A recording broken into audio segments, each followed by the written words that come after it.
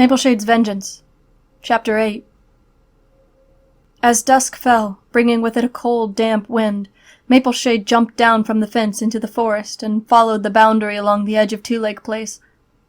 Raindrops pattered around her as she reached the pine trees, whose spindly trunks and whispering needles gave little shelter. Mapleshade padded softly over the forest floor, staying well outside the ThunderClan border as she skirted Treecut Place, silent and dark now, and plunged into the dense undergrowth. Brambles scraped her pelt and blocked her way, but Mapleshade kept pushing through, ears pricked for the first sounds of the river. By now the rain was falling more heavily, rattling the leaves and stalks around Mapleshade's ears.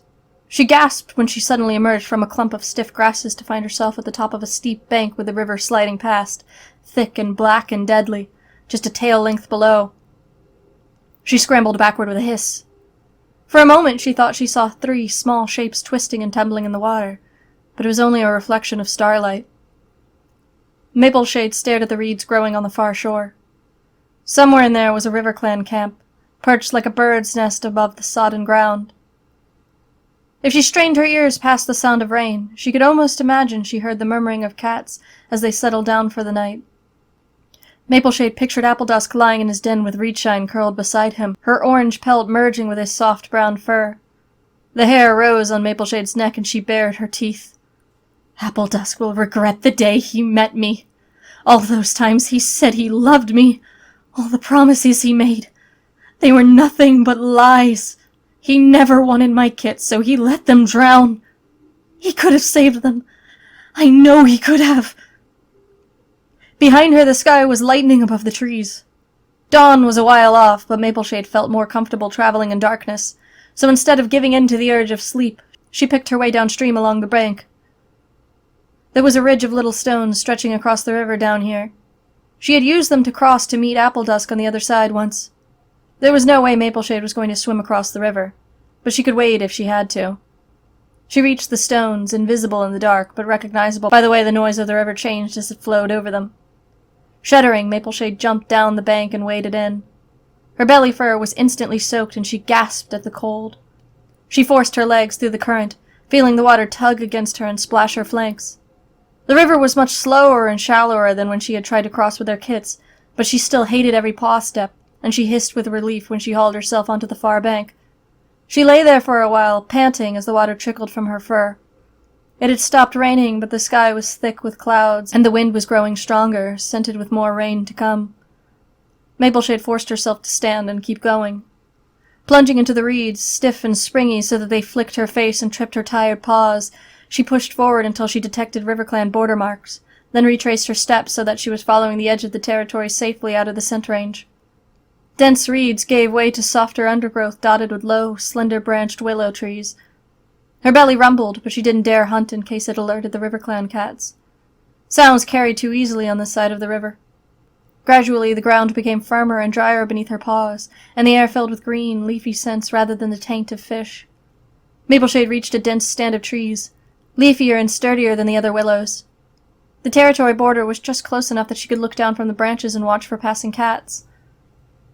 With a sigh as she recalled just how much time she had spent up a tree recently, Mapleshade clawed her way up the nearest trunk and eased her way onto one of the lower boughs. Without knowing the habits of RiverClan warriors, she hadn't been able to think of a plan to trap Appledusk alone. She would just have to learn what she could from watching. Mapleshade fluffed up her fur against the cold and waited. She was rewarded quite soon by the cluster of paw steps crackling nearby. An early hunting patrol, chattering and crashing through the undergrowth as if they wanted to alert all the prey to their approach. Mapleshade curled her lip, thinking of ThunderClan's stealth. The patrol passed right under her branch without noticing her. Before the noise had faded, more cats approached. The breeze carried a scent that made Mapleshade's nostrils flare. A heartbeat later, the bracken parted to reveal a pale brown cat, broad-shouldered beneath his thick, glossy fur. Appledusk. Once again, StarClan had brought Mapleshade's prey right to her paws. But then the stalks rustled and a plump gray apprentice bundled out. He crouched down and leaped forward, stubby front legs outstretched. Appledusk shook his head. "You need more height than that, Perchpaw," he chided. "You must be prepared to fight full-grown warriors when you go into battle." The young cat's blue eyes stretched wide. I will get taller, won't I? Appledusk purred. Of course you will, but you still need to learn how to jump. Why don't I spring at you to show him how it's done? Asked a voice. An orange she-cat slipped into the clearing. Mapleshade's hackles bristled. Can't Reedshine let Appledusk do anything on his own? Appledusk went to meet his clanmate and rubbed his cheek against hers. I'm not letting you do anything, he mewed. Think of our kids. Reedshine glanced at her belly, barely swollen beneath her pelt. I'm not sick, she protested. I know you're not, meowed Appledusk, but our kids are too precious to risk Perchpaw injuring you by mistake. Mapleshade gripped the branch so tightly that 2 of her claws snapped off. She barely noticed the jolt of pain. How could Reedshine be expecting kits already?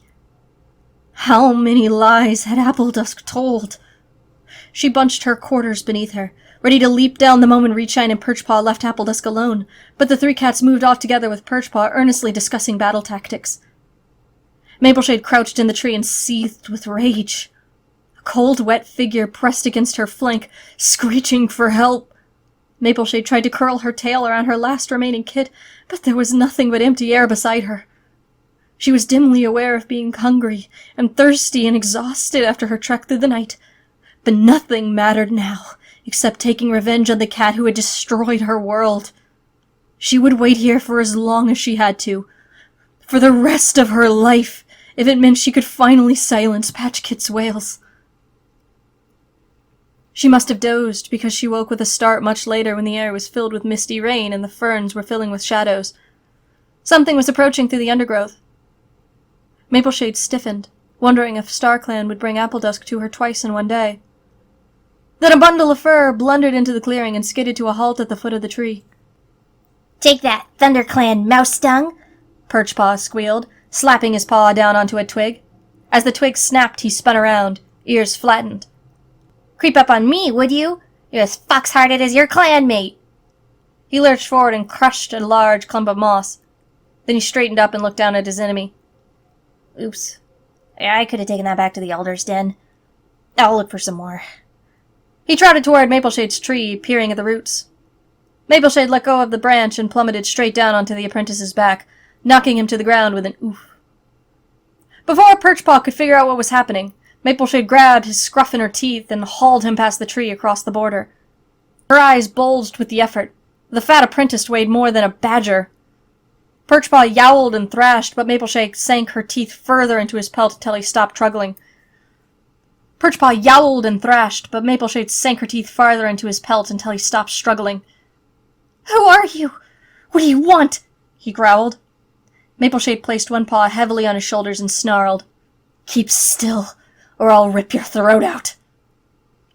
Perchpaw blinked. "I'm a RiverClan warrior! Let me go!" "No, you're not," Mapleshade hissed. "You're a stupid apprentice." "It's all right. I'm not interested in killing you. I only want you as bait." When Perchpaw tried to speak, she forced his face into the ground, muffling his protests. Then she squatted down, resting most of her bulk on his haunches, and waited. "Perchpaw! Perchpaw, where are you?" Mapleshade almost purred. A moment later, Appledusk trotted into the clearing, his eyes troubled. "Why can't you do what you're told for once?" he complained, looking around. "If I find out you've been practicing battle moves instead of collecting moss, you're going to be in big trouble, Perchpaw." Mapleshade gripped Perchpaw's neck fur beneath her teeth. Mapleshade gripped Perchpaw's neck fur in her teeth and dragged him out from behind the tree. She let the apprentice fall to the ground. "Is this what you're looking for, Appledusk?" The warrior stared at her in horror. "You were told to leave our territory!" Mapleshade twitched the tip of her tail. "And you thought I would? You're more mouse-brained than I thought. You killed our kits, and now you must pay." Appledusk bared his teeth. "What are you talking about? You killed our kids, making them cross the river. Let Perchpaw go and get out of here before I call for a patrol." Mapleshade jumped over Perchpaw and stood in front of the brown warrior, pelt bristling, paws planted firmly. "You can have that useless lump of fur back," she snarled. But you'll have to fight me first.